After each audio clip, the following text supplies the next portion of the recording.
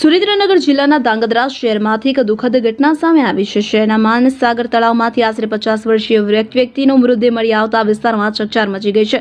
ઘટનાની જાણ થતાં પોલીસ અને ફાયર બ્રિગેડ તાત્કાલિક ઘટના સ્થળે આવી પહોંચી હતી। વિગતે વાત કરીએ તો સુરેન્દ્રનગર જિલ્લાના ધાંગધ્રા શહેરના માનસાગર તળાવમાંથી સિકંદરભાઈ કેશરભાઈ મલેક ઉંમર વર્ષ આશરે 50 રહેવાસી સોની તલાવડીનો મૃતદેહ પાણીમાં તરતો જોવા મળી આવ્યો હતો। ઘટનાની જાણ થતાં ધાંગધ્રા સિટી પોલીસનો કાફલો તેમજ ધાંગધ્રા ફાયર બ્રિગેડ તાત્કાલિક ઘટના પહોંચી તેને આ દરમિયાન ધાંગધ્રાના સેવાભાવી કાર્યકર સામાજિક આગેવાન અને પત્રકારિત્વ સાથે સંકળાયેલા જયદેવસિંહ ઝાલા કે જે કુશળ તરવૈયા પણ છે તેઓ પણ ઘટનાની જાણ થતાં જ સ્થળ પર પહોંચી ગયા હતા અને ફાયર બ્રિગેડની મદદથી તળાવમાંથી મૃતદેહ બહાર કાઢવામાં આવ્યો હતો।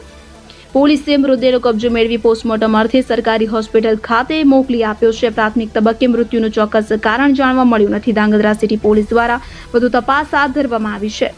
બ્યુરો રિપોર્ટ દિનેશ ગામવા સાથે ઋતુલ કુમાર ધામેચા, ધાંગધ્રા।